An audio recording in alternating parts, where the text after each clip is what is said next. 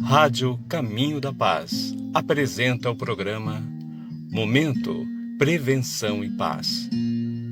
A Casa Espírita mais perto de você.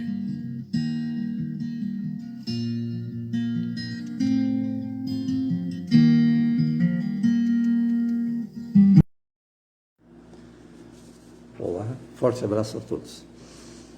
O assunto tratado hoje será o Livro dos Espíritos. Então, em 18 de abril de 1857, Allan Kardec lança, então, na França, o Livro dos Espíritos. Resultado das suas pesquisas, do seu trabalho feito até então. Em 1800, tinha um total de 502 questões.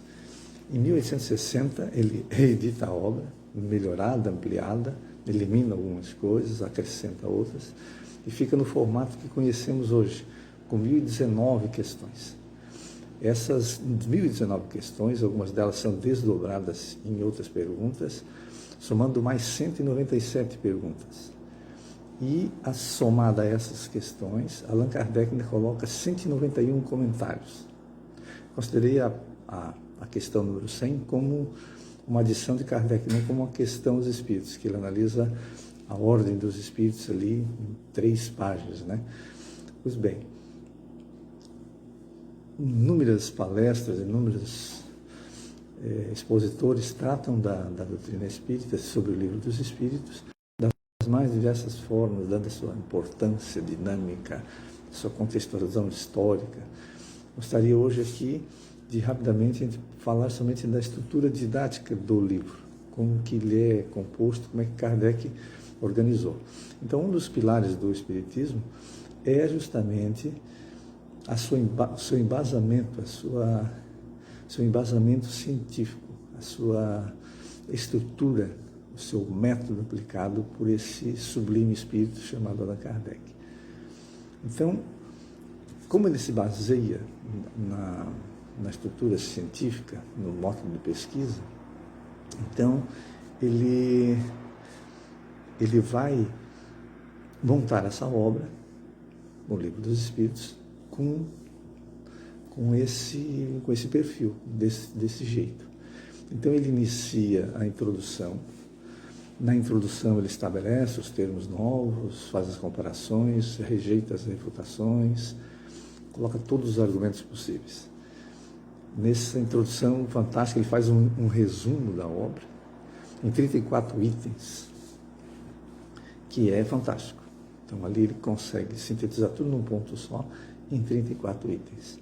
A primeira parte, divide em 4 partes. A primeira parte das causas primárias, então ele vai tratar de Deus, até na questão 75. Então, de Deus até ao Espírito. As 2 perguntas principais, o que é Deus e o que é Espírito, está nesse pedaço. Ele, até na questão 23, ele muda toda a conceituação que existe do que nós tínhamos na realidade até então, sobre Deus. Então, ele coloca Deus como inteligência suprema e causa primária, uma concepção totalmente nova e inusitada para nós.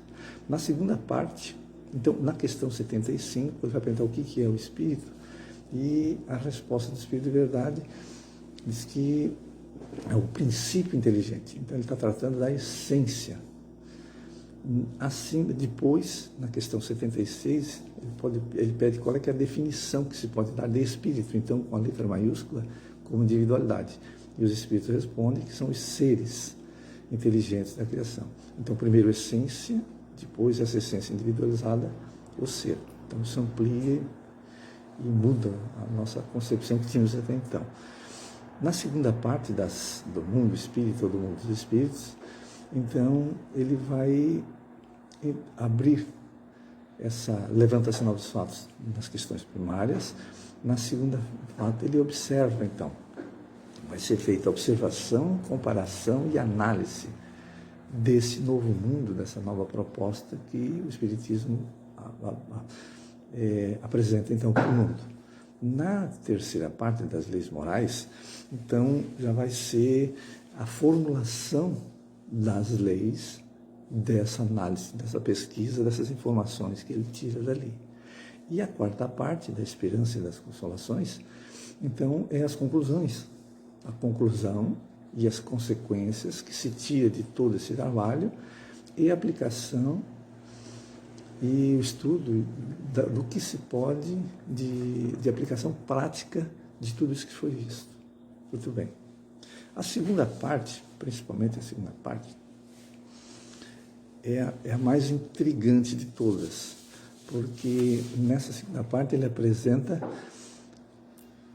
6 estados que o espírito pode estar.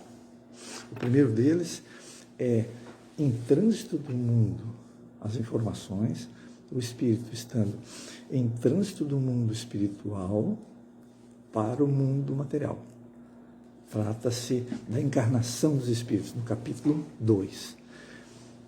Tudo que se refere ao projeto encarnatório, como que o espírito, como que se dá essa vinda, tudo que acontece nesse espaço de tempo enquanto ele está no mundo espiritual e vem encarnar no mundo físico.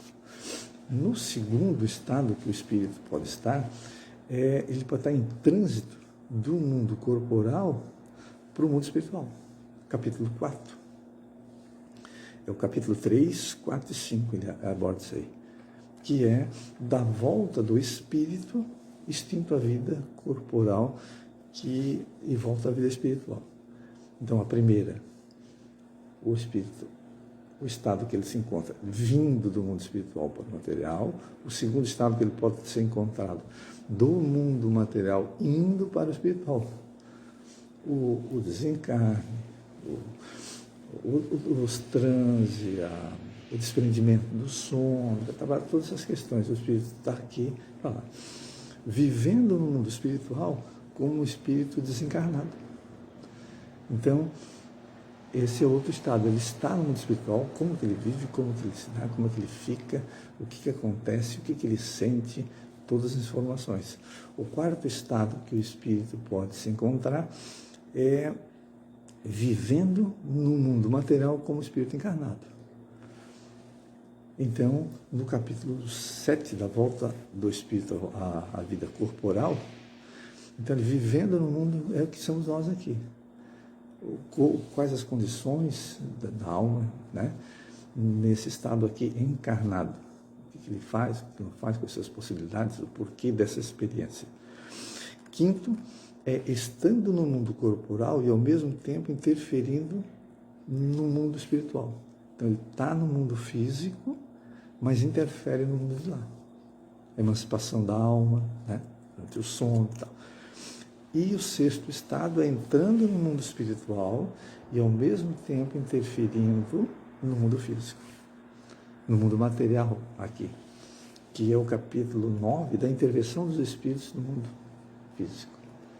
Então, esses 6 estados compõem a segunda parte do Livro dos Espíritos. Interessantíssima, vasta, vai até nas 613, e ali esse período é o mais longo do Livro dos Espíritos, é onde é que está essa observação, essa análise, essa comparação desse mundo de informações que Allan Kardec recebe, então, do mundo espiritual, através dos médiuns. A terceira parte das leis morais, que é a formulação das leis dessa pesquisa, então ele vai dividir, por orientação dos espíritos, em 10 leis. Então, a lei de adoração e a lei do trabalho, a nossa relação para com Deus. A lei de reprodução, conservação e destruição é para consigo mesmo. Essas leis têm a referência para conosco mesmo. E a lei de sociedade, progresso, igualdade e liberdade são as nossas relações para com os próximos.